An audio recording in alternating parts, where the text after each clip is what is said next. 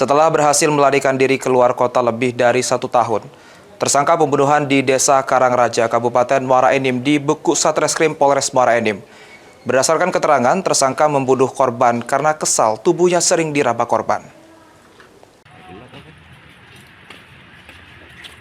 Pengungkapan kasus pembunuhan berawal dari penemuan mayat pria di lapangan base camp PT Putra Gunung Megang atau PGM di Dusun 7, Desa Karangraja, Kecamatan Muara Enim, Kabupaten Muara Enim, 5 Mei 2024 lalu.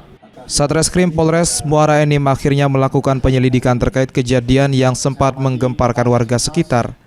Hasilnya penyusuran petugas, tersangka berinisial FA telah melarikan diri keluar kota.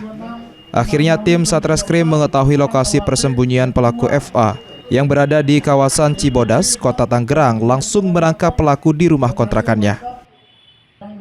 Dari keterangan Kasatreskrim Polres Muara Enim, AKP Yogi Sugama Hashim, motif tersangka nekat membunuh korban lantaran sakit hati atas tindakan korban yang dianggap tidak wajar, di mana korban datangi tersangka membawa sajam dan langsung berebut sajam korban, yang mana akhirnya langsung ditusuk tersangka sebanyak 3 kali hingga tewas. Laporan polisi, dugaan motif dan penyebab terjadinya pembunuhan, yaitu tersangka merasa sakit hati terhadap korban, yang mana korban pernah beberapa kali melakukan pelecehan seksual dengan memeluk dan meremas kemaluan tersangka, serta korban juga pernah menggunakan uang gaji tersangka yang disimpan atau ditabung tersangka.